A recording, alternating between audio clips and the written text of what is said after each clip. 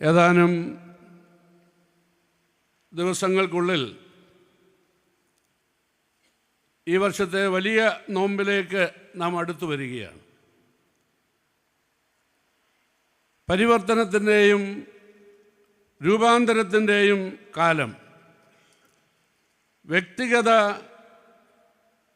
മാനസാന്തരവും ഘടനാപരമായ രൂപാന്തരവും മുൻനിർത്തിയുള്ള ഭാഷയും ഭാഷണവും ഭക്ഷണവും ഉരുവാകേണ്ട സവിശേഷ കാലം. അൻപും അലിവും ചേർത്തുവെച്ച് നൊമ്പരങ്ങൾക്ക് അറുതി വരുത്തുന്ന സൗഖ്യദായക കാലയളവ്. അസുരമായ അനുഭവങ്ങൾക്ക്, ആസക്തികൾക്ക് അവസാനം കുറിക്കുന്ന കാലം. അതിജീവനത്തിൻ്റെ കാഹളം ജനമധ്യത്തിൽ മുഴക്കേണ്ട ഒരു കാലം കൂടെയാണ്. നോമ്പ് ആവർത്തനമല്ല, ആരംഭമാണ് എന്നും പുതുതാക്കുന്ന പരിശുദ്ധാത്മാവിന് വിധേയപ്പെട്ട് ക്രിസ്തുവിൽ പുതു സൃഷ്ടികളായി തീരുവാനുള്ള അവസരം. നോമ്പിനെ ചില പരിമിത കൽപ്പനകളിൽ നിന്നും വിമോചിപ്പിച്ച് സമഗ്ര രൂപാന്തരത്തിനായുള്ള അവസരമായി പരിവർത്തിപ്പിക്കേണ്ട ഉത്തരവാദിത്വവും നമുക്കുണ്ട്. ഉപവാസവും പ്രാർത്ഥനയും ആരാധനയും എല്ലാം വികലമാക്കപ്പെടുന്നതിനെതിരെയുള്ള ഉദ്വേഗവും അതിൻ്റെ അർത്ഥം വീണ്ടെടുക്കാനുള്ള ജാഗ്രതയും സമർപ്പണവുമാണ് ഈ നാളുകളിൽ നമുക്ക് ഏറ്റവും കരണീയമായിട്ടുള്ളത്. നോമ്പ് ആസക്തികൾ അവസാനിക്കേണ്ടെന്നും അവസാനിപ്പിക്കേണ്ടതുമായ കാലമാണ്. അവസാനിപ്പിച്ചതിന് തിരികെ ആധിപത്യം നേടാതിരിക്കാനുള്ള കരുത്തും പ്രതിരോധവും നാം ആർജിക്കണം. രാജാക്കന്മാരുടെ 1-ാം പുസ്തകം 21-ാം അധ്യായം 1 മുതൽ 29 വരെയുള്ള വാക്യങ്ങൾ ആസ്പദമാക്കി ചില ചിന്തകൾ ഇതിനോട് അനുബന്ധമായി നിങ്ങളുമായി പങ്കുവെക്കണം എന്ന് ഞാൻ കർത്താവിൽ ആശിക്കുന്നു. മുഴുവനായി വേദഭാഗം വായിക്കുന്നില്ല. ആദ്യത്തെ 3 വാക്യങ്ങളും 27-ാമത്തെ വാക്യവും പ്രത്യേകം ഞാൻ നിങ്ങൾക്കായി വായിക്കട്ടെ. 1 Kings chapter 21 verses 1-3 and 27. ഇസ്രായേലിനായ നാബോത്തിന് ഇസ്രായേലിൽ ശമരിയ രാജാവായ ആഹാബിൻ്റെ അരമനയുടെ സമീപത്ത് ഒരു മുന്തിരിത്തോട്ടം ഉണ്ടായിരുന്നു. ആഹാബ് നാബോത്തിനോട്, നിന്റെ മുന്തിരിത്തോട്ടം എനിക്ക് ചീരത്തോട്ടമാക്കുവാൻ തരേണം, അതെൻ്റെ അരമനയ്ക്ക് സമീപമല്ലോ, അതിന് പകരം ഞാൻ അതിനേക്കാൾ വിശേഷമായൊരു മുന്തിരിത്തോട്ടം നിനക്ക് തരാം. അല്ല, നിനക്ക് സമ്മതമെങ്കിൽ ഞാൻ അതിൻ്റെ വില നിനക്ക് പണമായിട്ട് തരാം എന്ന് പറഞ്ഞു. ആഹാബ് ആ വാക്ക് കേട്ടപ്പോൾ വസ്ത്രം കീറി തൻ്റെ ദേഹം പറ്റെ രട്ടുടുത്ത് കൊണ്ട് ഉപവസിച്ച് രട്ടിൽ തന്നെ കിടക്കുകയും സാവധാനമായി നടക്കുകയും ചെയ്തു. നമുക്കൊരു നിമിഷം പ്രാർത്ഥിക്കാം. വചനമായ ദൈവമേ, അവിടുത്തെ വചനപ്പൊരുൾ ഗ്രഹിപ്പാൻ എളിയ മക്കളാകുന്ന ഞങ്ങൾ തൃപ്പാദപീഠം ചേർന്നിരിക്കുന്നു. അവിടുത്തെ ആത്മാവിൽ ഈ വചനം ഞങ്ങൾക്ക് വിഭാഗിച്ചു തരണമേ. പറയുന്ന അടിയനോടും ശ്രവിക്കുന്ന നിൻ്റെ മക്കളോടും കൂടെ അവിടുന്ന് ഇരുന്ന് പരിവർത്തിക്കണമേ. മഹത്വം അങ്ങേക്ക് തന്നെ. യേശു കർത്താവിൻ്റെ നാമത്തിൽ പ്രാർത്ഥിക്കുന്നു. കരുണയോടെ കേൾക്കണമേ. ആമേൻ. ഇന്ന് നാം നിർവഹിക്കുവാൻ പോകുന്ന ഈ ധ്യാനത്തിന് ഒരു തലവാചകം കൊടുക്കുന്നു എന്ന് വരികിൽ ഇവണ്ണം ആയിരിക്കണം എന്ന് ഞാൻ താല്പര്യപ്പെടുകയാണ്. ആസക്തികൾ അവസാനിക്കേണ്ട നോമ്പുകാലം, ആസക്തികൾ അവസാനിക്കേണ്ട നോമ്പുകാലം. നാം ഈ 21-ാം അധ്യായത്തിൽ ആഹാബ് രാജാവും ഇസബേലും നാബോത്തും ഏലിയാവും ഉൾപ്പെടുന്ന ഉള്ളുലയ്ക്കുന്ന ഒരു സംഭവമായിട്ട് മാത്രമേ നമുക്കതിനെ വായിച്ച് തീർക്കുവാനായിട്ട് കഴിയൂ. ഈ പ്രത്യേക തിരുവചന ഭാഗം ആസ്പദമാക്കി 5 നുറുങ്ങ് ചിന്തകളാണ് ഇന്ന് നാം ഒന്നിച്ച് ധ്യാനിക്കുന്നതിനായി ഒരുങ്ങുന്നത്. ഒന്നാമതായി, അധികാരത്തിൻ്റെ അസുര ഭാവങ്ങൾ. അധികാരത്തിൻ്റെ അസുര ഭാവങ്ങൾ. ഒരു സങ്കീർത്തനം പോലെ എന്ന നോവലിലൂടെ മലയാള സാഹിത്യ പ്രേമികളുടെ ഹൃദയത്തിൽ കൂടുകെട്ടിയ ഒരു കഥാകാരനാണല്ലോ പെരുമ്പടവം ശ്രീധരൻ. അദ്ദേഹം അലക്സാണ്ടർ ചക്രവർത്തിയുടെ ജീവിതത്തെ ആസ്പദമാക്കി 2020 മലയാള മനോരമ വാർഷിക പതിപ്പിൽ പ്രസിദ്ധീകരിച്ച ശ്രദ്ധേയമായ ഒരു നോവലാണ് അശ്വാരൂഢൻ്റെ വരവ്. അതിൽ തത്വജ്ഞാനിയും ഗുരുവുമായ അരിസ്റ്റോട്ടിലും മഹാനായ അലക്സാണ്ടർ ചക്രവർത്തിയും തമ്മിലുള്ള സംഭാഷണം കുറിക്ക് കൊള്ളുന്നതാണ്. അരിസ്റ്റോട്ടിൽ അലക്സാണ്ടറോട് ചോദിക്കുകയാണ്, നിന്റെ കാത്തിരിക്കുന്നത് മഹത്തായ ഒരു രാജ്യവും സിംഹാസനവുമാണ്. അവിടെ നീ എങ്ങനെയായിരിക്കും? അലക്സാണ്ടർ അഭിമാനത്തോടെ പറഞ്ഞു, അലക്സാണ്ടർ സത്യത്തിനും ധർമ്മത്തിനും വേണ്ടി എന്നും നിലകൊള്ളും. ഇത് കേട്ട് അരിസ്റ്റോട്ടിൽ പൊട്ടിച്ചിരിച്ചു. എന്നിട്ട് പറഞ്ഞു, എല്ലാ രാജാക്കന്മാരും അങ്ങനെയാണ് പറയാറ് തുടക്കത്തിൽ. പക്ഷേ പാതി വഴിയിൽ അവർക്ക് അവരുടെ വാക്കുകൾ നഷ്ടപ്പെടുന്നു. ഇസ്രായേലിൽ രാജാക്കന്മാർ നിയോഗിതരായത് ജനങ്ങളെയും ദേശത്തെയും സംരക്ഷിക്കാനും അതിനായി ഏകാഗ്രതയോടെ യഹോവയെ സേവിക്കാനുമാണ്. എന്നാൽ പാതി വഴിയിലല്ല, ആദ്യ പാദത്തിൻ്റെ ആരംഭത്തിൽ തന്നെ അധികാരം ആസക്തിയും ഉന്മാദവുമായി വഴിമാറുന്ന കാഴ്ചയാണ് വേദപുസ്തക ചരിത്രവും ലോക ചരിത്രവും ഭാരത ചരിത്രവും ഒക്കെ വെളിവാക്കുന്നത്. BC 869 മുതൽ 850 വരെയുള്ള 19 വർഷക്കാലം ഇസ്രായേൽ രാജ്യം ഭരിച്ച രാജാവാണ് ആഹാബ്. വികസനത്തിലും വിദേശ രാജ്യങ്ങളുമായുള്ള ബന്ധം ഊട്ടി ഉറപ്പിക്കുന്നതിനും ഉത്സുകനായിരുന്നു. രാജ്യത്തിൻ്റെ ഖ്യാതി വർദ്ധിപ്പിക്കേണ്ടതിനായി ശലോമോൻ രാജാവിനെ പോലെ വിവാഹ ബന്ധത്തിൽ ഏർപ്പെടുകയും അതുവഴി അനേക രാജ്യങ്ങളുമായി സൗഹൃദം പുലർത്തുകയും ചെയ്തിരുന്നുവെന്ന് ചരിത്രം സാക്ഷിക്കുന്നുണ്ട്.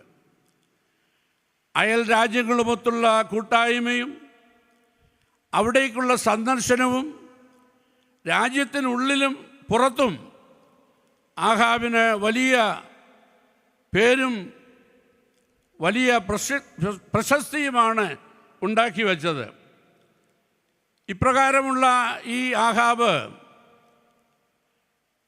തൻ്റെ വിദേശ ബന്ധങ്ങളിലൂടെയും വിവാഹ ജീവിതത്തിലൂടെയും ഒക്കെ ഖ്യാതി നേടിയിട്ടുണ്ടെങ്കിലും അദ്ദേഹത്തിൻ്റെ ഒരു അസുരഭാവം, അധികാരത്തിൻ്റെ തിമിർപ്പും അതിൻ്റെ ദാർഢ്യവുമാണ് എന്ന് വേദപുസ്തകം സാക്ഷിക്കുന്നുണ്ട്. ആഡംബരം, അധികാരത്തിമിർപ്പ്, അന്യ ദൈവ ആരാധന, അവിഹിത വിവാഹങ്ങൾ എന്നിവയ്ക്ക് പുറമെ ആഹാബിൻ്റെ മന്ത്രം വെട്ടിപ്പിടിക്കുക, വേട്ടയാടുക എന്നുള്ളതും കൂടെ ആയിരുന്നു. ആഹാബ് രാജാവ് നാബോത്തിൻ്റെ അധികാരിയും അയൽക്കാരനുമാണ്. അധികാരി എന്ന നിലയിൽ സംരക്ഷകനും അയൽക്കാരൻ എന്ന നിലയിൽ സഹായിയും ആയിത്തീരേണ്ട, അതിന് ബാധ്യതപ്പെട്ട ആളാണ് ഈ ആഹാബ്. എന്നാൽ സംരക്ഷകൻ സംഹാരകനായും അയൽക്കാരൻ അതിക്രമിയായും മാറുന്ന കാഴ്ചയാണ് ഈ തിരുവചന ഭാഗത്ത് നാം കാണുന്നത്. ഭരണാധികാരികളുടെ പൊതുവായ ഒരു ഉത്തരവാദിത്വം തങ്ങളിൽ നിക്ഷിപ്തമായിരിക്കുന്ന അധികാരം, അവിടെയുള്ള ജനങ്ങളുടെ സംരക്ഷണം ഉറപ്പാക്കേണ്ടതിനായിട്ടാണ്, സ്വൈരജീവിതം ഉറപ്പാക്കേണ്ടതിനായിട്ടാണ്. എന്നാൽ ഇന്ന് നമ്മുടെ ചുറ്റുവട്ടങ്ങളിൽ കാണുന്ന സംഭവ വികാസങ്ങളിലൂടെ അതാണോ നടക്കുന്നത് എന്നുള്ളതിനെക്കുറിച്ച് ഗൗരവമേറിയ ചോദ്യം ഞാൻ ചോദിക്കാൻ ഈ പ്രഭാതത്തിൽ തയ്യാറാകുകയാണ്. കാട്ടുമൃഗങ്ങളിൽ നിന്ന് പോലും സാധാരണ ജനങ്ങൾക്ക്, ഗ്രാമവാസികൾക്ക്, കാടിൻ്റെ മക്കൾക്ക് സംരക്ഷണം നൽകുവാൻ കഴിയാത്ത വിധത്തിൽ നിസ്സഹായരായിത്തീരുന്ന കാഴ്ചയാണ് നാം ദിനംതോറും വാർത്താമാധ്യമങ്ങളിലൂടെ കാണുന്നതും കേൾക്കുന്നതും. ആരാണ് ഇതിലൊക്കെ കൊല്ലപ്പെടുന്നത്? നിർധനരായിരിക്കുന്ന ചെറിയ ചെറിയ കൃഷിയിടങ്ങളിൽ ജോലി ചെയ്യുന്നവരാണ്.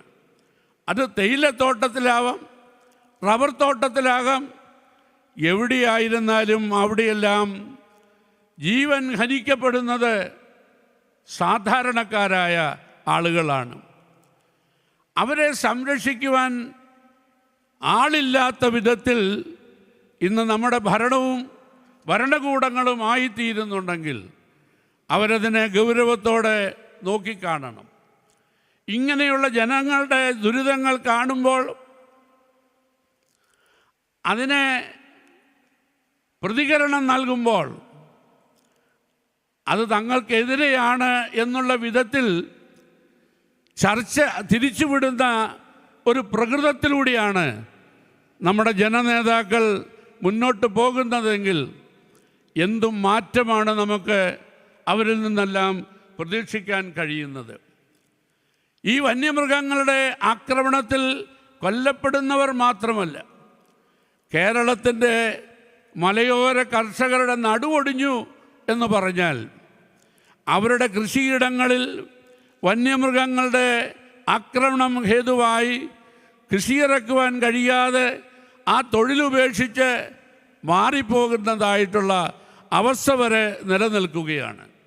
ഒരു സമൂഹത്തിൻ്റെ അടിസ്ഥാന ഘടകം എന്ന് പറയുന്നത് കാർഷിക വൃത്തിയിൽ ഏർപ്പെട്ടിട്ടുള്ളവരാണ്. അത് ദേശീയമായും അത് തദ്ദേശീയമായും അത് തന്നെയാണ്. ഇന്ന് അങ്ങനെയുള്ള ആളുകളെ ഒഴിവാക്കിക്കൊണ്ട് ഇന്ന് ലോകത്തിൻ്റെ ധനാഢ്യന്മാരുമായി ചങ്ങാത്തം കൂടുന്ന ആ ചിത്രവും വാർത്തയും കാഴ്ചയുമൊക്കെ നമ്മൾ ചില ആശങ്കകൾ ഉണർത്തുന്നു എന്ന് പറയാൻ ഞാൻ ധൈര്യപ്പെടുകയാണ്. ആരോടാണ് നമ്മുടെ ചങ്ങാത്തം? ആരോടൊത്താണ് നമ്മുടെ സമയം ചെലവഴിക്കുന്നത്?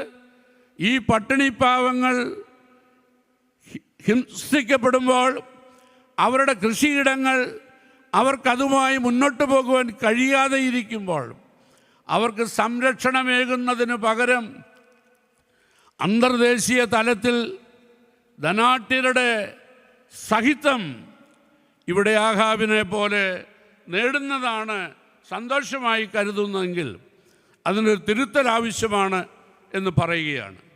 ആഹാബിൻ്റെ കണ്ണെവിടെയാണിപ്പോൾ? നാബോത്തിൻ്റെ മുന്തിരിത്തോട്ടത്തിലാണ്. തൻ്റെ അരമനയ്ക്ക് സമീപമാണെന്ന് ഇവിടെ ആഹാബ് പറയുകയാണ്.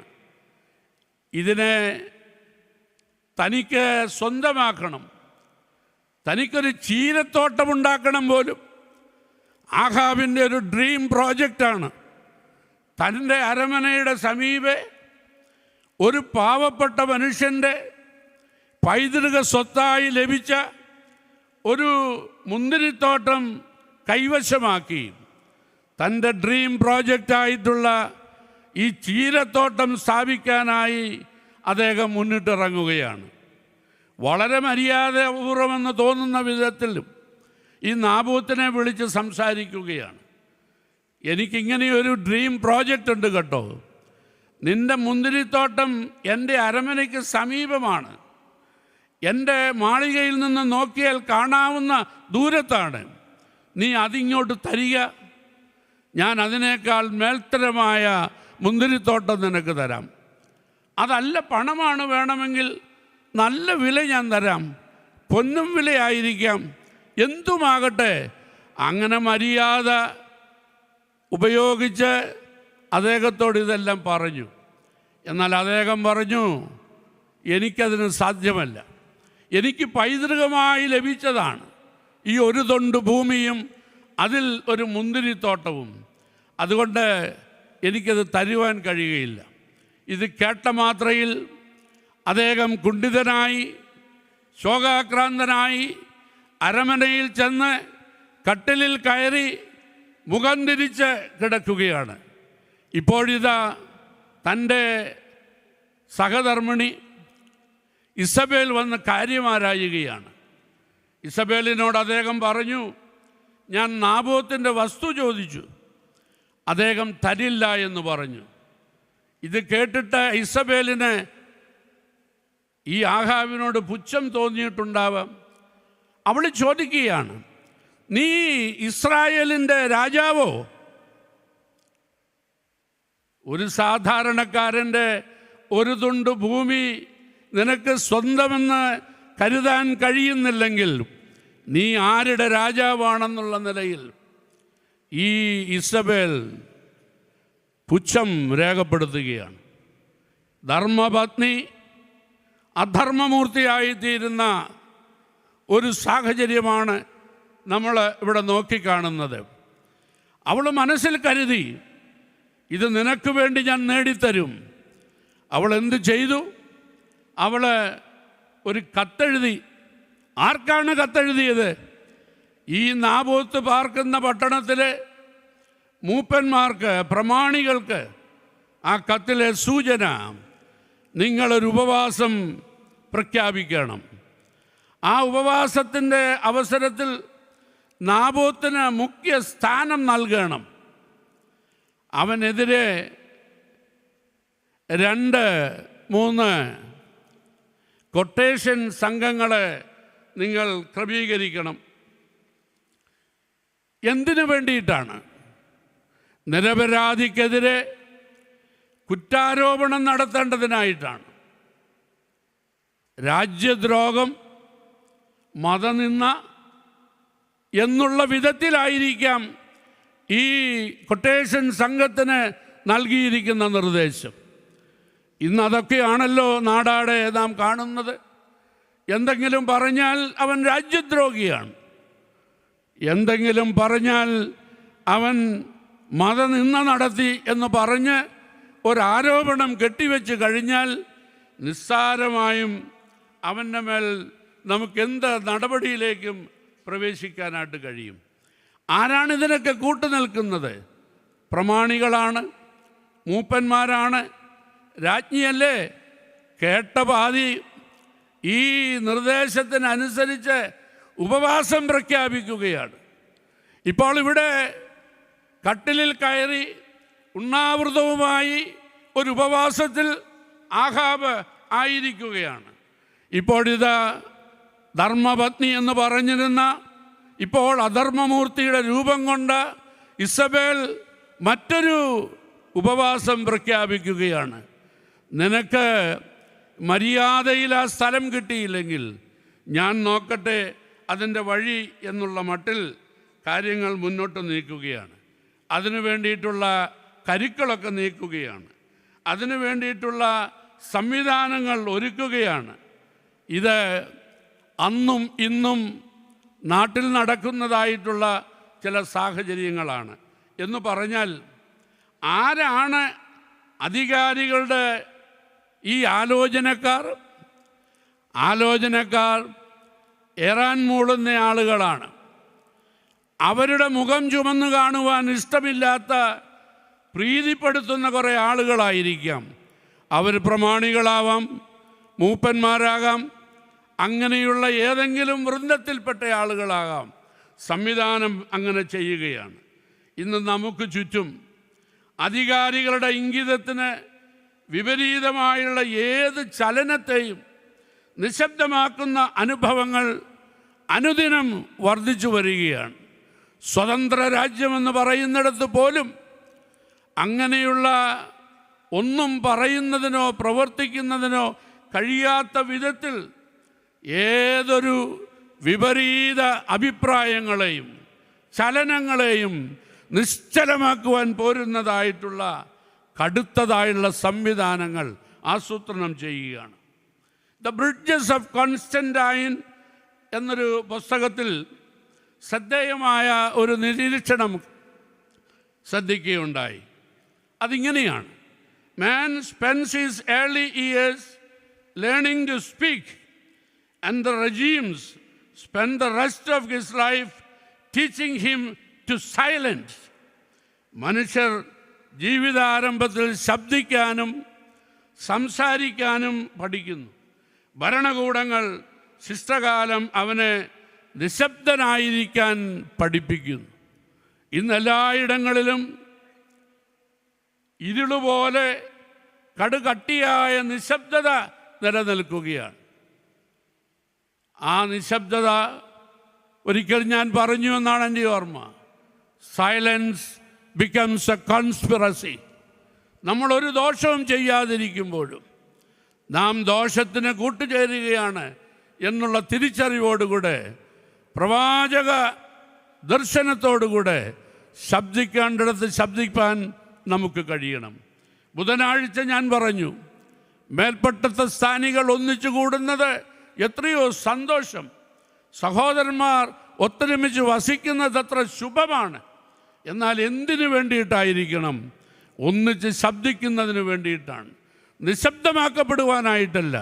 അതുകൊണ്ട് നിശ്ചയമായും ഈ കാലഘട്ടത്തിൻ്റെ വെല്ലുവിളി ഏറ്റെടുത്തും കൊണ്ട് നാം നിശബ്ദരായിരിക്കുകയല്ല, നാം ഇടപെടേണ്ട രംഗങ്ങളിൽ ഇടപെടുവാൻ നമുക്ക് കഴിയേണ്ടിയിരിക്കുന്നു. ഇന്നലെ ഏതാനും നേതൃത്വം ഉച്ചരിച്ചതിനെ എത്ര ഗൗരവത്തോടു കൂടിയിട്ടാണ് അതിന് മറുപടി നൽകിയിരിക്കുന്നത്. നിങ്ങളും വായിച്ചു കാണും. ഇതാണ് സമീപനമെങ്കിൽ എന്ത് ചെയ്യാൻ മുന്നോട്ട് പോകുമ്പോൾ അവിടെ കൂടുതൽ ശബ്ദത്തോടുകൂടെ നാം പറയേണ്ടിയിരിക്കുന്നു. ഇത്തരം അസുരവാഴ്ചകൾക്ക് വായ്ത്താരി പാടാൻ അന്ധത ബാധിച്ച അണികളുടെ വലിയ സംഘമുണ്ടാകുന്നതാണ് നമ്മെ ഏറെ ആശങ്കപ്പെടുത്തേണ്ടത്. ഇപ്പോൾ പുതിയ പേരിലാണ് അറിയുന്നത്, സൈബർ പോരാളികൾ എന്നുള്ള ഓമന പേരിലാണ്. ഞാൻ ആ ഭാഗം അവിടെ നിർത്തട്ടെ. രണ്ടാമതായി അണികളുടെ അന്ധത. നാബോത്ത് തൻ്റെ വസ്തു വിട്ടുതരില്ല എന്ന് പറഞ്ഞതിൻ്റെ പേരിൽ ഉപവാസമിരുന്ന ആഹാബിനോട് ഇസബേൽ വിവരം തിരക്കി താൻ മറ്റൊരു ഉപവാസം പ്രഖ്യാപിക്കുകയാണ്. സാധാരണ പ്രജ രാജാവിൻ്റെ ഇംഗിതത്തിന് ഏറാൻ മൂളാതിരുന്നാൽ അവനെ എന്ത് ചെയ്യണമെന്നറിയില്ലേ എന്നുള്ള ഭാവേന അവിടെ രംഗത്ത് ഉത്സാഹത്തോടെ പ്രവർത്തിച്ച കാര്യം ഞാൻ പറഞ്ഞുവല്ലോ. ഇസബേൽ കത്തെഴുതിയതിൻ്റെ ഫലമായി മൂപ്പന്മാരും പ്രമാണികളും സംഘം ചേർന്നു. അവർ കൊട്ടേഷൻ സംഘത്തെ ക്രമീകരിച്ചു. ഉപവാസ ദിനത്തിൽ പ്രത്യേകമായി ഇരിപ്പിടം നൽകി നാബോത്തിനെ ആദരിക്കുകയാണ്. ഓർത്തുകൊള്ളണം, ഏതെങ്കിലും വിധത്തിൽ പ്രത്യേകമായിട്ടുള്ള സ്ഥാനമാനങ്ങൾ നൽകുന്നുണ്ടെങ്കിൽ അത് നമ്മെ വാഴ്ത്താനല്ല എന്നും അത് നമ്മെ വീഴ്ത്താനാണ് എന്നുമുള്ള തിരിച്ചറിവോടുകൂടെ വേണം നാം ഇന്നത്തെ സാമൂഹിക ക്രമത്തിൽ ജീവിക്കാൻ എന്ന് തന്നെയാണ് എൻ്റെ വിചാരം. മറ്റ് വിഭാഗങ്ങളെക്കാൾ എന്തെങ്കിലുമൊക്കെ പ്രത്യേകത നമുക്ക് ഉണ്ട് എന്ന് നമ്മെ തോന്നിപ്പിച്ചാൽ നമ്മൾ കുറേയും കൂടെ ജാഗരൂകരായിരിക്കണം എന്ന് എനിക്ക് ഈ അവസരത്തിൽ പറയാനായിട്ടുള്ളൂ. ഈ സംരംഭത്തിൽ നമ്മെ ഏറെ അലോസരപ്പെടുത്തേണ്ടത് നാബോത്തിനെതിരെ വ്യാജ തെളിവുകൾ നൽകുന്ന, പൊതുജന മധ്യത്തിൽ അവതരിപ്പിക്കുന്ന വ്യാജ വാർത്തക്കാരെയാണ്. പൊതുജനമാണ് വിധികർത്താക്കളായി വരുന്നത്. അവരെ പ്രചോദിപ്പിക്കുന്നത് വാർത്തക്കാരും. നാബോത്തിനെതിരെ വ്യാജ തെളിവുകളുണ്ടാക്കി അദ്ദേഹത്തെ ഇല്ലാതാക്കി കളഞ്ഞു. ആളുകൾ സ്വകാര്യമായി ഉപയോഗിക്കുന്ന കമ്പ്യൂട്ടറിൻ്റെ ഹാർഡ് ഡിസ്കിൽ അവർ അറിയാതെ അവർക്കെതിരെ തീവ്രവാദ ബന്ധത്തിൻ്റെ തെളിവുകൾ കയറ്റിവിടുകയും അത്തരം തെളിവുകളെ മുൻനിർത്തി സ്റ്റാൻ സ്വാമിയെ പോലെയുള്ള വന്യ വയോധിക വൈദികനെ തുറുങ്കിലടച്ചതും മരണത്തിലേക്ക് നയിച്ചതും ഇസബേൽ ബുദ്ധിയുടെ 21-ാം നൂറ്റാണ്ടിലെ പതിപ്പ് മാത്രമാണ്. സോഷ്യൽ മീഡിയ പോലെയുള്ള പൊതു മാധ്യമങ്ങളിലൂടെ തങ്ങൾ ഉന്നം വയ്ക്കുന്നവരെയും സ്ഥാപനങ്ങളെയും സഭയെ തന്നെയും ദേശവിരുദ്ധരായി ചിത്രീകരിക്കുന്ന കൂലി എഴുത്ത് കൊട്ടേഷൻ സംഘങ്ങൾ നാം തിരിച്ചറിയേണ്ടതായിട്ടുണ്ട്. നാബോത്തിനെ കല്ലെറിയാൻ കൂട്ടുനിന്ന ജനം, അതിന് മൗന അനുവാദം നൽകി കൊടുത്തവർ, ഇവരൊക്കെ അന്ധത ബാധിച്ച അണികളാണ്. എങ്ങനെയാണ് കപടമുദ്രാവാക്യങ്ങളും വ്യാജ വാർത്തകളും വ്യക്തിഹത്യയും കൊണ്ട് ജനത്തെ കൂടെ നിർത്താനും കുറ്റകരമായ ക്രൂരതകളുടെ പിണിയാളുകളാക്കാനും കഴിയുന്നു എന്ന് നമ്മെ ദുഃഖിപ്പിക്കേണ്ടതും വെല്ലുവിളിക്കേണ്ടതുമാണ്. നാം നിരന്തോറും കേൾക്കുന്നതും കാണുന്നതും വായിക്കുന്നതുമായ വാർത്തകളുടെ ഗൂഢപദ്ധതിയിലൂടെ പടച്ചുവിടുന്ന മുദ്രാവാക്യങ്ങളുടെ ദേശസ്നേഹ പ്രഖ്യാപനങ്ങളുടെ അന്തർധാരകൾ തിരിച്ചറിയുമ്പോഴേ നാം ഈ അന്ധതയിൽ നിന്നും പുറത്തു കടക്കൂ. മണ്ണിന്മേലുള്ള അവകാശം ദൈവത്തെയും മണ്ണ് പങ്കിട്ടതിൻ്റെ പ്രമാണങ്ങളെയും മുൻനിർത്തി നിശ്ചയിക്കാനാണ് ഈ പാവപ്പെട്ട നാബോത്തിൻ്റെ ആവശ്യം. രാജാവ് ചോദിച്ചാലും വിട്ടുകളയാനാവാത്ത വിധം വിലപ്പെട്ടതാണ് ചിലതൊക്കെ. നോൺ നെഗോഷ്യബിൾ ചില വേരുകൾ, ചില ധാർമ്മിക തത്വങ്ങൾ, പൈതൃകമായി നമുക്ക് ലഭിച്ചിരിക്കുന്ന ചില ശീലങ്ങൾ, അതെല്ലാം എങ്ങനെയാണ് നമുക്ക് ട്രേഡ് ചെയ്യാൻ കഴിയുന്നത്, എങ്ങനെയാണ് നെഗോഷിയേറ്റ് ചെയ്യാൻ കഴിയുന്നത്? അതാണ് ഇവിടെ നാബോത്ത് പറയുന്നത്. എന്നാൽ ഇന്ന് നമ്മയൊക്കെ ഭരിക്കുന്നത് പ്രമാണങ്ങളല്ല, വേരുകളുടെ പിന്നാലെ പോകുകയല്ല, ഇന്ന് വഴികളുടെ പിന്നാലെ പോകുകയാണ്. ROUTES റൂട്ട്സ്, പുതിയ വഴികൾ തേടുകയാണ്. അതെന്തിനു വേണ്ടിയിട്ടാണ്? അത് ആദായത്തിന് വേണ്ടിയിട്ടാണ്, പ്രോഫിറ്റിന് വേണ്ടിയിട്ടാണ്. ഇവിടെ ആഹാബ് നാബോത്തിനോട് പറയുന്നു, നിനക്ക് മെച്ചപ്പെട്ടത് ഞാൻ തരാം, അല്ല നിനക്ക് വിലയാണെങ്കിൽ നല്ല വില നിനക്ക് തരാം. അതിനൊന്ന് മൂളിക്കൊടുത്തിരുന്നെങ്കിൽ ഈ നാബോത്തിന് ഈ ഒരു തുണ്ട് ഭൂമി പോകും എന്നേ ഉള്ളൂ, ഈ ഒരു മുന്തിരിത്തോട്ടം പോകും എന്നേ ഉള്ളൂ. ആദായകരമായ മറ്റ് രംഗങ്ങളിലേക്ക് പ്രവേശിക്കാമായിരുന്നു.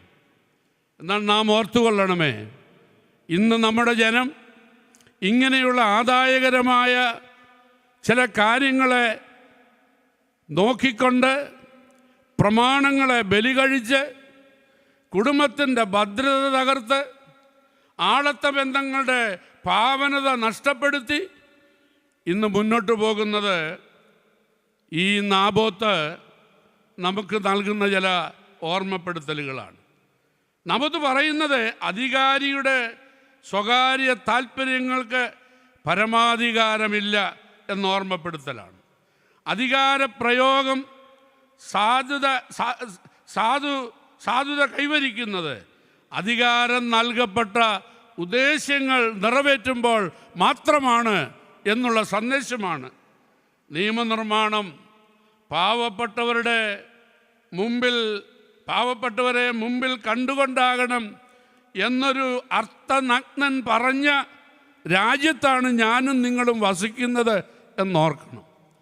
രാജ്യത്ത് എന്ത് നിയമങ്ങളുണ്ടായാലും എന്ത് നിയമനിർമ്മാണങ്ങളുണ്ടായാലും നമ്മുടെ രാജ്യത്തെ പാവപ്പെട്ടവന് അതുകൊണ്ട് എന്ത് പ്രയോജനം എന്ന് നോക്കിക്കൊണ്ട് വേണം നിയമനിർമ്മാണമെന്ന് ഗാന്ധിജി പറയുകയുണ്ടായി.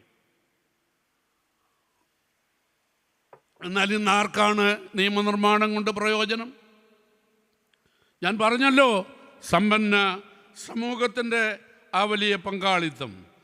ഇവിടെ 4 ചുവട് മണ്ണ് വെട്ടിപ്പിടിക്കാനും കടന്നു കയറാനുമുള്ള മോഹങ്ങളല്ലേ ആധുനിക യുഗത്തിലെ മനുഷ്യർ രാക്ഷസീയ യുദ്ധങ്ങളിലൂടെ നേടിയെടുക്കാൻ ശ്രമിക്കുന്നത്. നാബോത്തിൻ്റെ വിശ്വസ്തതയും വിധേയത്വവും ഇസ്രായേലിൻ്റെ രാജാവായ ദൈവത്തോടും ദൈവം വ്യവസ്ഥ വെച്ച് നൽകിയ ഭൂമിയോടുമാണ്. അതിൻ്റെ വെളിച്ചത്തിലാണ് ആഹാബിൻ്റെ ആഗ്രഹത്തോട് പ്രതികരിക്കുന്നത്. ഈ വേദഭാഗത്ത് നാം കാണുന്ന ഒന്നാമത്തെ ഉപവാസം ആഹാബിൻ്റേതാണ്. രണ്ടാമത്തെ ഉപവാസം ഇസബേലിൻ്റേതാണ്. ചീരത്തോട്ടത്തിന് സ്ഥലം കിട്ടാഞ്ഞതിൻ്റെ പേരിൽ ഒന്നാം ഉപവാസം. രണ്ടാമത്തെ ഉപവാസം ഈ പാവപ്പെട്ട നാബോത്തിനെ കൊല്ലാൻ വേണ്ടിയിട്ടാണ്. അതുകൊണ്ട് തന്നെ നാം ചിന്തിക്കുക, നമ്മുടെ ഉപവാസങ്ങൾ എന്തിനെന്ന ചോദ്യത്തിലേക്ക് നമ്മെ നയിക്കണം. അസുരനായൊരു രാജാവും അധർമ്മപത്നിയും അന്ധരായ അണികളും ചേർന്നൊരുക്കിയ ഉപവാസങ്ങൾ ദൈവഹിതത്തിന് വിരുദ്ധമായി ഭവിക്കുന്നു എന്നത് നമ്മെ വേദനിപ്പിക്കേണ്ട യാഥാർത്ഥ്യമാണ്. ഈ വർഷത്തെ 50 ദിന നോമ്പ് കൊണ്ട് എന്താണ് നമ്മുടെ ജീവിതത്തിൽ, സഭയുടെ ജീവിതത്തിൽ സംഭവിക്കേണ്ടത് എന്ന് ഈ പന്തലിൻ കീഴിൽ നാം ഗൗരവമായി ചിന്തിക്കണം. നാബോത്തിനെ കൊന്നുകളയാൻ നേതൃത്വം നൽകിയവരും കാണികളായി തീർന്നവരും മൗനികളായി തീർന്നവരും ഈ ഉപവാസത്തിലുണ്ടായിരുന്നു. എങ്കിൽ നാം നമ്മുടെ ഉപവാസങ്ങളെ രൂപാന്തരപ്പെടുത്തേണ്ട വഴികളാണ് ആലോചിക്കേണ്ടത്. അഭയം തരാത്ത വ്യവസ്ഥകൾ, നീതിപീഠം പോലും ന്യായം മറിച്ചു കളഞ്ഞാൽ പിന്നെ എവിടെയാണ് അഭയം? മണ്ണിനെ സംരക്ഷിക്കേണ്ടത് ദൈവിക ഉടമ്പടിയുടെ ഉത്തരവാദിത്തമെന്ന് ബോധ്യമാണ് നാബോത്തിനെ ഇതിനെ ധൈര്യപ്പെടുത്തിയത്. ഭൂമിയുടെ മേലും ഭൂവിനിയോഗത്തിൻ്റെ മേലും ദൈവത്തിനോ നീതിബോധത്തിനോ ഉടമ്പടിക്കോ അല്ല അധികാരം. അത് ഭരണകർത്താവിൻ്റെ ഇംഗിതമാണ് എന്ന കിരാത നിലപാടാണ് ഇസബേലിൻ്റേത്. It is within the royal power, not the Lord's power, to decide on the land. ഈ ഇസബേല്യ ധാരണയോട് കൂടിയിട്ടാണ് ഇന്ന് പലരുടെയും ഡ്രീം പ്രോജക്റ്റ്, പാവപ്പെട്ടവൻ്റെ, കൃഷിക്കാരൻ്റെ, മത്സ്യ തൊഴിലാളികളുടെ ഒക്കെ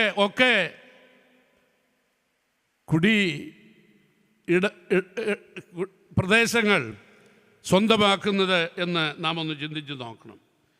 ഇസ്രായേൽ മതജീവിതത്തിലെ ശ്രേഷ്ഠമായൊരു പാരമ്പര്യമാണ് ഉപവാസം. നമുക്കുമത് ഗൗരവമായി കാണേണ്ടിയിരിക്കുന്നു. നാബോത്തിൻ്റെ സന്തതികളെയും ഇല്ലാതെയാക്കി അധികാരത്തിൻ്റെ മൃഗീയമായ നരവേട്ട നടക്കുകയാണ്. വർദ്ധിച്ചു വരുന്ന കൊട്ടേഷൻ സംഘങ്ങൾ, മുടിമുറിക്കുന്ന ലാഘവത്തോടെ കഴുത്തു മുറിക്കുന്നവർ, കൊല്ലുന്നത് ജോലിയായി ഏറ്റെടുത്ത് അത് വെടിപ്പായി നിർവഹിച്ചു എന്ന് ഊറ്റം കൊള്ളുന്നവർ. പ്രൊഫഷണൽ കില്ലേഴ്സ് എന്നത് സിനിമകളിലോ അതോ ലോക സംഘങ്ങളിലോ ഉള്ള കഥാപാത്രങ്ങൾ അല്ല. നമ്മുടെ വഴിവക്കിലൂടെ നമ്മുടെ ഇടയിലൂടെ സഞ്ചരിക്കുന്നവരുണ്ട്. ഇതൊരു വ്യാവസായിക സംരംഭമായി വളർന്നു കഴിഞ്ഞു. അവർക്ക് ചൊല്ലും ചോറും കൊടുക്കുന്നത് ആരാണെന്നുള്ളതാണ് പ്രധാനം. വേറൊരു കൂട്ടമാണ് ഞാൻ നേരത്തെ പറഞ്ഞു കൂലി എഴുത്തുകാർ, സൈബർ പോരാളികൾ. ഇങ്ങനെ യുദ്ധസമാനമായ പേരുകളിലാണ് പല കൂട്ടരും അഭിരമിക്കുന്നത്. ഉപവാസത്തിൽ പങ്കെടുത്ത നാബോത്തിനെ കള്ളസാക്ഷ്യം പറഞ്ഞ് കൊന്നതുപോലെ നാം കൊല്ലുന്നില്ലായിരിക്കും. എന്നാൽ നമ്മുടെ മതാചാര കൂടിവരവുകൾ, സംഭാഷണങ്ങൾ പലരെയും മാനം കെടുത്തുന്നതല്ലേ? ആരെയൊക്കെയാണ് നാം മാനം കെടുത്തുന്നത്? ഗൗരവമായി നാം ആലോചിക്കണം. 3, ആലംബഹീനരുടെ ആർത്തനാദങ്ങൾ. നാം ധ്യാനിക്കുന്ന ഈ വേദഭാഗത്ത് ഒരേ ഒരു വാചകം മാത്രം ഉരുവിട്ട ആളാണ് നാബോത്ത്.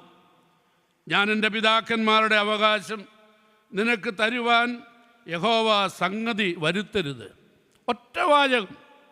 അവൻ്റെ മനസ്സ് ദൈവമായ യഹോവ കൃപ ചെയ്ത് നൽകിയ ദാനമാണ്. അത് പിതൃസ്വത്താണ്. അവരുടെ സംസ്കാരത്തിൻ്റെയും വിശ്വാസത്തിൻ്റെയും ചരിത്രത്തിൻ്റെയും അടയാളമാണ്. വേറൊരു വിധത്തിൽ പറഞ്ഞാൽ അവൻ്റെ സ്വത്വവും ആളത്വവും ആ മണ്ണുമായി ബന്ധപ്പെട്ടതാണ്. അത് നഷ്ടപ്പെടുവാൻ യഹോവ സംഗതി വരുത്തരുത് എന്ന പ്രാർത്ഥനയാണ് നാബോത്തിൻ്റെ ഏക പ്രാർത്ഥന. ആഹാബിനെ സംബന്ധിച്ചിടത്തോളം യഹോവ നാബോത്തിന് നൽകിയ പിതൃസ്വത്തും സംസ്കാരവും മതവും സംരക്ഷിച്ചു കൊടുക്കേണ്ട ഉത്തരവാദിത്തമുള്ള ആളാണ്. എന്നാൽ ആഹാബ് നാബോത്തിനോട് പറയുന്നത് കൂടുതൽ മെച്ചമായ ഇടം തരാം, മോഹിപ്പിക്കുന്ന വില തരാം എന്നൊക്കെയാണ്. രാജ്യത്തിൻ്റെ ഭരണാധികാരി, സർവാധിപതിയും ഏകാധിപതിയുമായി വാഴുന്ന രാജാവാണ് തൻ്റെ മുമ്പിൽ നിൽക്കുന്നത്. രാജാവിൻ്റെ ആവശ്യം അംഗീകരിച്ചാൽ പൊന്നും വിലയോ പട്ടും വളയോ കൂടെ ലഭിച്ചെന്നിരിക്കും. എന്നാൽ നാബോത്ത് ദൈവത്തെ മുൻനിർത്തി പ്രതികരണം രൂപപ്പെടുത്തിയപ്പോൾ തൻ്റെ വിശ്വാസ പൈതൃകവും മതബോധവും സ്വത്വവും വിൽക്കാനോ മറിച്ചു കളയാനോ ഉള്ളതല്ല എന്ന് തിരിച്ചറിഞ്ഞ് തൻ്റെ സംസ്കാരവും മതവിശ്വാസവും പൈതൃകവും സംരക്ഷിക്കാനുള്ള ബാധ്യതയാണ് ഭരണാധികാരികൾക്കുള്ളതെന്ന് നാബോത്ത് നിലപാടെടുത്തു. അല്പം ലാഭത്തിനും മാനത്തിനും വേണ്ടി എല്ലാം കോംപ്രമൈസ് ചെയ്യുന്ന ലോകത്തിൽ ഈ നാബോത്ത് ഒരടയാളമാണ് നമ്മുടെ മുൻപിൽ. ഒരടയാളമാണ് ഈ നാബോത്ത്. എന്നാൽ നാബോത്തിന് തൻ്റെ നിലപാട് മൂലം നഷ്ടപ്പെട്ടത് ജീവനും ഭാവിയുമാണ്. സ്വന്തം വസ്തുവിൽ കൃഷി ചെയ്ത് ദൈവത്തെ മുൻനിർത്തിയും നീതിക്ക് വിധേയമായും ജീവിച്ചു പോന്നിരുന്ന ആളിൻ്റെ ജീവനെ സംരക്ഷിക്കാൻ, അവകാശം സംരക്ഷിക്കാൻ ആളിൽ, പിന്തുണയ്ക്കാൻ ആളിൽ. എന്നാൽ ആൾക്കാരുടെ കൂട്ടമാണ് നാബോത്തിനെ കൊല്ലുവാനായി, അവൻ്റെ മേൽ വിധി കൽപ്പിക്കാനായി. നോക്കണമേ, സമൂഹം ഇന്നിവിടെ വന്നു നിൽക്കുന്നു. വേദപുസ്തക ചരിത്രത്തിലും ലോക ചരിത്രത്തിലും സാമൂഹിക ചുറ്റുപാടുകളിലും ഉയരുന്ന നിലവിളികളിൽ പലതും നീതി നിമിത്തം ഉപദ്രവിക്കപ്പെടുന്നവരുടേതാണ്, നിർദോഷികളുടേതാണ്, നിരാലംബരുടേതാണ്. തങ്ങളുടെ പ്രമാണങ്ങൾ ബലി കഴിക്കാഞ്ഞത് മൂലം കുരുതി കഴിക്കപ്പെട്ടവരുടേതാണ്. നിർദോഷികളും നിരപരാധികളും നീതിയുള്ളവരും നിരന്തരമായി പീഡിപ്പിക്കപ്പെടുകയും വേട്ടയാടപ്പെടുകയും ചെയ്യുന്ന ലോകത്തിലാണ് നാം ജീവിക്കുന്നത്. വെറുതെ ഉറങ്ങിക്കിടക്കുന്നവരെ ക്ഷുദ്രജീവികളെ കൊണ്ട് കൊല്ലിക്കുക, മോഹിപ്പിക്കുന്ന പലിശ തരാമെന്ന് പറഞ്ഞ് വഴിയാധാരമാക്കുക, സ്ത്രീപീഡനം തുടങ്ങി എന്തെല്ലാമോ ഒക്കെ ഈ ഗണത്തിൽപ്പെടുന്നതാണ്. വേദപുസ്തകത്തിൽ ഹാബേൽ കൊല്ലപ്പെട്ടതിൻ്റെ കാരണം അയാൾ ദൈവസന്നിധിയിൽ ഏറ്റവും മെച്ചപ്പെട്ടതായ കാഴ്ച അർപ്പിച്ചു എന്നത് മാത്രമാണ്. മറ്റൊരു ദോഷവും ഹാബേൽ ചെയ്തിട്ടില്ല. എന്നാൽ ഹാബേലിനും നാബോത്തിനുമൊക്കെ ഈ ലോകത്തിൽ ജീവിക്കുവാൻ അർഹതയുണ്ടായിരുന്നില്ലേ? അർഹതയുള്ളവരെ നാമാവശേഷമാക്കുന്ന ലോകം എങ്ങനെ വിളിക്കപ്പെടണം? മറ്റാർക്കാണ് ഈ ലോകത്തിൽ ജീവിക്കുവാൻ അർഹതയുള്ളത്? കൊലപ്പെടുത്തിയവർക്ക് ശിക്ഷ ലഭിക്കുമെങ്കിലും അവർക്ക് ജീവിതം അവസാനിച്ചു പോയതിനെ നാം എങ്ങനെയാണ് മനസ്സിലാക്കുക? നീതിയുള്ളവരുടെ ജീവൻ സംരക്ഷിക്കാനുള്ള ഉത്തരവാദിത്വം ആരാണ് ഇന്ന് ഏറ്റെടുക്കുക? യേശു പറഞ്ഞ നല്ല ശമരിയക്കാരൻ്റെ ഉപമയിൽ കള്ളന്മാരുടെ കയ്യിൽ അകപ്പെട്ട് അർദ്ധപ്രാണനായി മുറിവേറ്റ് വഴിയോരത്ത് കിടക്കുന്ന മനുഷ്യനെ രക്ഷിക്കേണ്ടത് നമ്മുടെയൊക്കെ കടമയാണ്. എന്നാൽ കള്ളന്മാരെ പിടികൂടാനുള്ള സംവിധാനം കൂടെ ഉണ്ടായെങ്കിൽ മാത്രമേ വഴിയിൽ നിർദോഷികളുടെ രക്തം ചൊരിയപ്പെടാതിരിക്കുകയുള്ളൂ എന്ന് നമുക്കറിയാം. നിർദോഷികളുടെ രക്തം ചൊരിയപ്പെടാതിരിക്കാനുള്ള ഏക മാർഗമാണത്. എന്ത് നീക്കമാണ് അതിനായി ഇന്ന് നമ്മുടെ പക്കലുള്ളത്? ഗുഡ് സാമരിറ്റൻസ് മാത്രം ഉണ്ടായാൽ പോരാ, വഴിനീളെ ഔട്ട് പോസ്റ്റ് ഉണ്ടാവണം. തുല്യരല്ലാത്ത അധികാരസ്ഥാനികൾ തമ്മിലുള്ള എതിരിടലിൽ വിജയികൾ മിക്കവാറും ആരായിരിക്കുമെന്ന് പ്രത്യേകം ഞാൻ പറയേണ്ടതില്ലല്ലോ. എല്ലാ അധികാരങ്ങളും കൈയടക്കി വാഴുന്ന രാജാവും ദൈവബോധവും നീതിശീലവുമുള്ള ഒരു പ്രജയും തമ്മിൽ, വൻകിട കോർപ്പറേറ്ററുകളും ചെറുകിട കർഷകരും തമ്മിലും, സൂപ്പർ പവർ നേഷൻസും കുഞ്ഞൻ രാജ്യങ്ങളും തമ്മിൽ ഇന്ന് പോരടിച്ചാൽ എവിടെ ആർക്കാണ് നിലനിൽപ്പ് എന്ന് നമുക്ക് ഊഹിക്കാമല്ലോ. ഞാൻ മുന്നോട്ട് ശീഘ്രം പോകട്ടെ. 4 അന്തിമ വിധിയെഴുത്തിൻ്റെ അലയൊലികൾ. നാബോത്തിനെ രാജ്യദ്രോഹ ദേശദ്രോഹ കുറ്റങ്ങൾ ചുമത്തി കൊലപ്പെടുത്തി. ഒരു വിമത ശബ്ദവും എങ്ങും എവിടെയും ഉയർന്നില്ല. ഇസബേൽ ആഹാബിനോട് എല്ലാ തടസ്സങ്ങളും മാറി നിന്റെ ചീര ഗാർഡൻ ഡ്രീം ഇതാ സാഫല്യമടയുന്നു എന്നും ഒഴിഞ്ഞ ഉടനെ രാജാവ് ചെന്ന് നാബോത്തിൻ്റെ തോട്ടം ഏറ്റെടുത്തു. ഏത് നിയമമനുസരിച്ചാണ് അത് രാജാവിൻ്റെ അവകാശമായി തീരുക എന്ന ന്യായ വിചാരമൊന്നും ആർക്കും അന്നുമില്ല, ഇന്നുമില്ല. അയൽപക്കത്തുള്ളവൻ്റെ വസ്തു കയ്യേറുന്നതിൽ ഒരു മനസാക്ഷിക്കുത്തും ആർക്കുമില്ല. എല്ലാം തൻ്റെ ആഗ്രഹത്തിനും അധികാരത്തിനും കീഴ്പ്പെട്ടിരിക്കുന്നു. ഇനിയും തനിക്ക് തുടർന്നും അനിഷേധ്യ നേതാവായി രാജഭരണം നടത്താം എന്ന് ഈ ആഹാബ് കരുതിയിരിക്കുമ്പോഴാണ്, എല്ലാ നിശബ്ദവും അനുകൂലമെന്ന് മോഹിച്ചിരിക്കുമ്പോഴാണ് യഹോവയുടെ പ്രവാചകനായ ഏലിയാവ് രംഗപ്രവേശം ചെയ്യുന്നത്. എതിർ ശബ്ദങ്ങളെ കെണിയിൽപ്പെടുത്തി അമർച്ച ചെയ്യുകയും ഭീഷണിയും സമ്മർദ്ദ തന്ത്രങ്ങളും കൊണ്ട് എതിർ നിലപാടുള്ളവരെ മൗനികളാക്കുകയും വികസന മന്ത്രവും കർഷകദേവനായി ബാലിനെ പ്രീതിപ്പെടുത്തിയാൽ വിലവർധന ഉണ്ടാവും എന്ന പ്രഖ്യാപനവും മേമ്പടിയായി. നിർദ്ദയമായി ചൊരിയപ്പെട്ട നിർദോഷിയുടെ രക്തത്തിൻ്റെ നിലവിളി നിർഭയനായി ഏറ്റെടുക്കുന്നവനാണ് നബി. കൂട്ടിലടച്ച കിളിയും പാടും എന്ന് നാം പറയുന്നത് അസാധാരണമായ ഒരു പ്രവാചക ശബ്ദമാണ്. Caged bird can also sing. കൂട്ടിലടച്ച കിളിയും പാടും. രാജ്യസ്നേഹ മുദ്രാവാക്യവും അകമ്പടിയായി മാധ്യമസാക്ഷ്യങ്ങളും സംഘടിപ്പിച്ച് വിരാജിക്കുന്ന രാജനേതൃത്വങ്ങൾക്ക് ഒരവസാനവുമില്ല എന്ന് കരുതാവുന്ന പശ്ചാത്തലത്തിലാണ് ഏലിയാവിൻ്റെ ഒറ്റപ്പെട്ട ശബ്ദം ഉയരുന്നത്. ദൈവത്തിൻ്റെ ശബ്ദം ഭൂരിപക്ഷത്തിൻ്റെ ആർപ്പുവിളിയായല്ല, അടിച്ചമർത്തപ്പെട്ടവൻ്റെയും കൊല്ലപ്പെട്ടവൻ്റെയും രക്തത്തിൻ്റെ നിലവിളിയായാണ് ഉയർന്നു വരുന്നത് എന്നാണ് വേദപുസ്തകം ആദിയോടന്തം സാക്ഷിക്കുന്നത്. രാജാവിനെതിരെ ഒരു പ്രസ്താവന നടത്തിയതിൻ്റെ പേരിൽ 3 വർഷത്തിലധികം ഒളിച്ചു പാർക്കേണ്ടി വന്ന പ്രവാചകനാണ് ഏലിയാവ്. ഇസബേലിൻ്റെ ഭീഷണിക്ക് മുൻപാകെ ഒരു വട്ടം പതറിപ്പോയ ആളാണ് ഏലിയാവ്.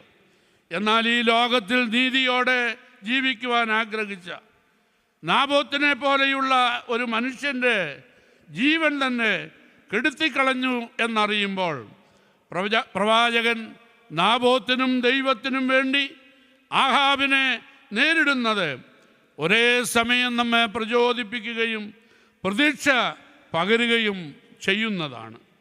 നാബോത്തിൻ്റെ തോട്ടം കൈവശപ്പെടുത്തുവാൻ പോയ വഴിയിൽ വെച്ച് തന്നെ ഏലിയാവ് ആഹാബിനെ എതിരിടുവാനാണ് യഹോവ നിർദ്ദേശിക്കുന്നത്.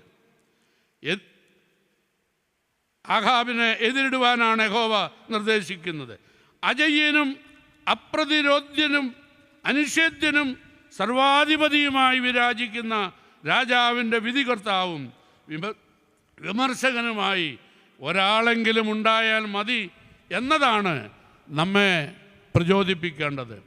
ആഹാബ് ഏലിയാവിനെ അഭിസംബോധന ചെയ്യുന്നത് തന്നെ എൻ്റെ ശത്രുവേ എന്നാണ്.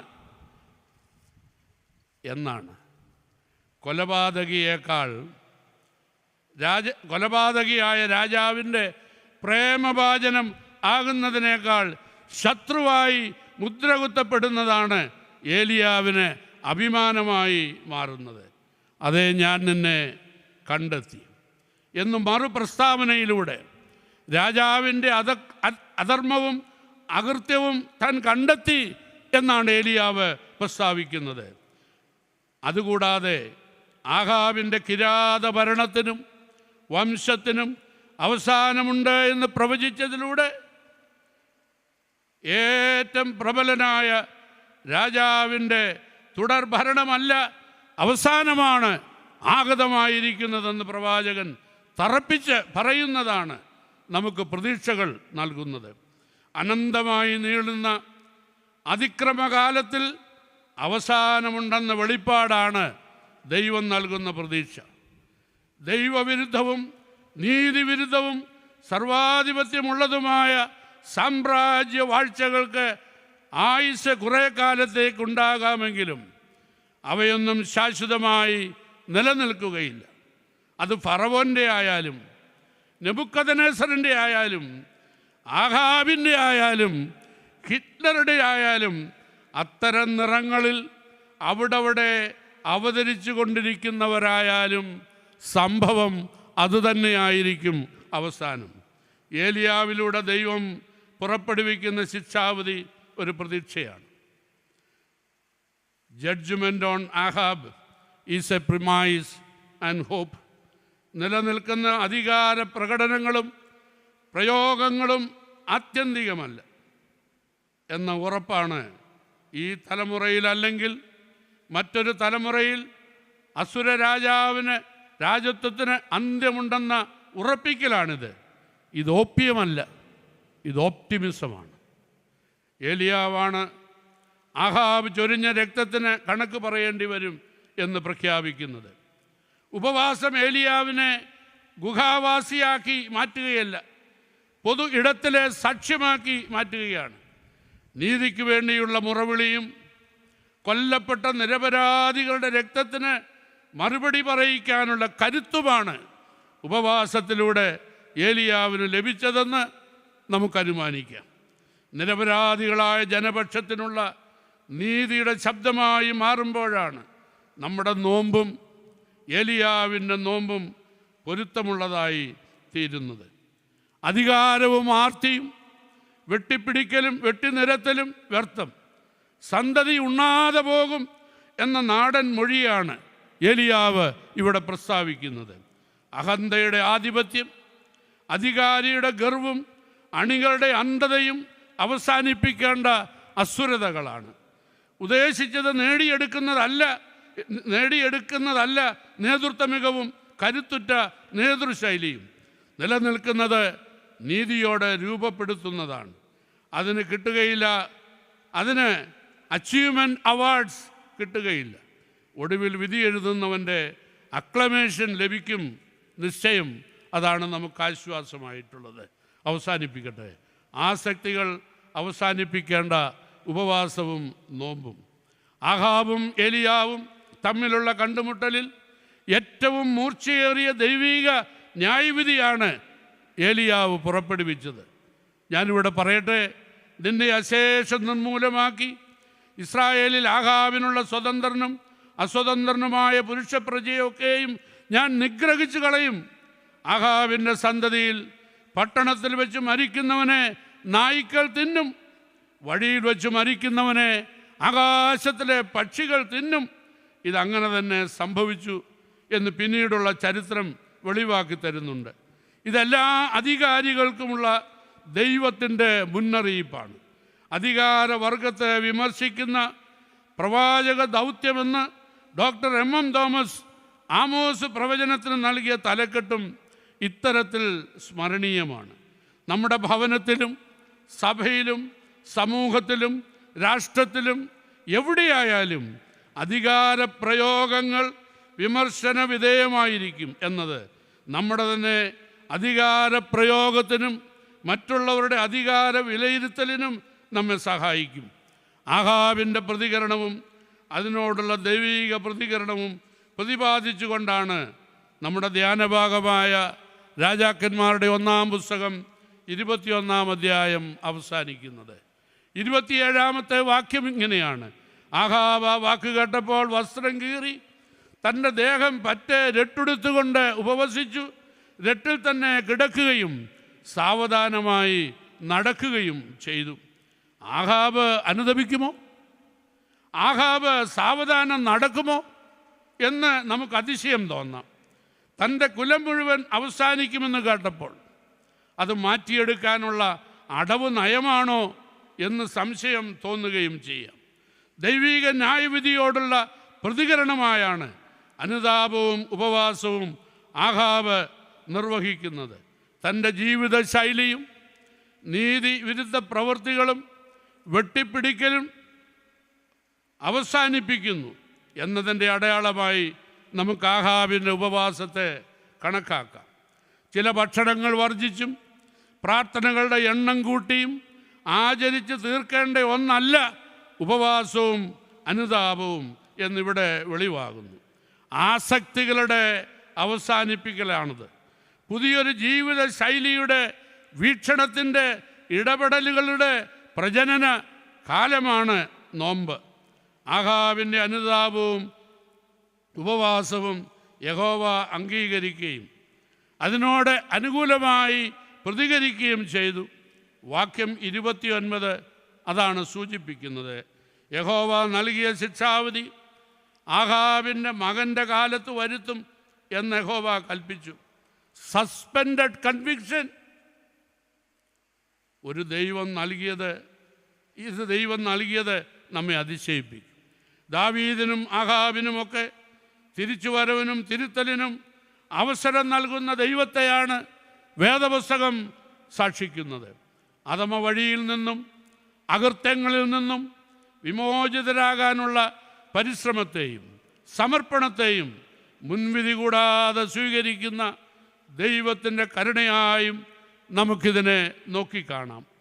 ഇന്ന് ഈ സമയമൊക്കെ ഈ തിരുവചനത്തിൻ്റെ പശ്ചാത്തലത്തിൽ 5 നുറുങ്ങ് ചിന്തകളാണ് നാം ധ്യാനിച്ചത്.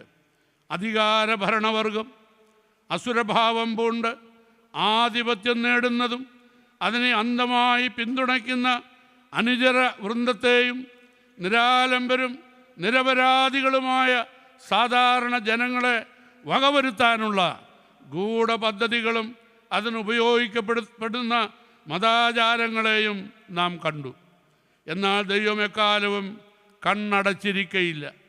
ചെറിയ പ്രതിഷേധങ്ങളും ഉയർത്തിക്കൊണ്ട് ഇടപെടുന്ന ദൈവത്തിൻ്റെ അടയാളമായി പ്രവാചക ശുശ്രൂഷയെയും നാം ദർശിച്ചു. അനുതാപവും ആത്യന്തികമായും പുതിയൊരു ജീവിതത്തിനും ജീവിത ശൈലിക്കുമുള്ള സമർപ്പണമാവണമെന്നും നാം മനസ്സിലാക്കുന്നു. ആസക്തികളുടെ അവസാനമാകണം നോമ്പ് എന്നും നാം കണ്ടു. നോമ്പും ഉപവാസവും സ്വകാര്യമായ മതാനുഭവമായി ഏലിയാവ് പരിമിതപ്പെടുത്തുന്നില്ല എന്നത് പ്രത്യേകം പരാമർശിക്കേണ്ടതാണ്.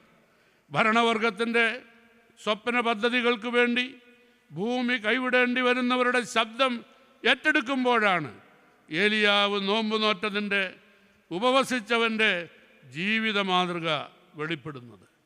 നാം പ്രവേശിക്കുന്ന വലിയ നോമ്പ് പൊതു ഇടങ്ങളിലെ നീതിക്ക് വേണ്ടിയുള്ള ശബ്ദവും ഇടപെടലുകാരുമായി തീരാൻ നമ്മെ ക്ഷണിക്കുന്നു.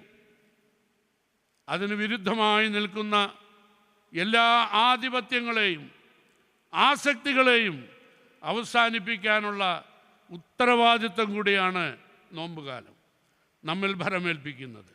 അതിന് നീതിമാനായ ദൈവം നമ്മെ ഏവരെയും ശക്തീകരിക്കട്ടെ.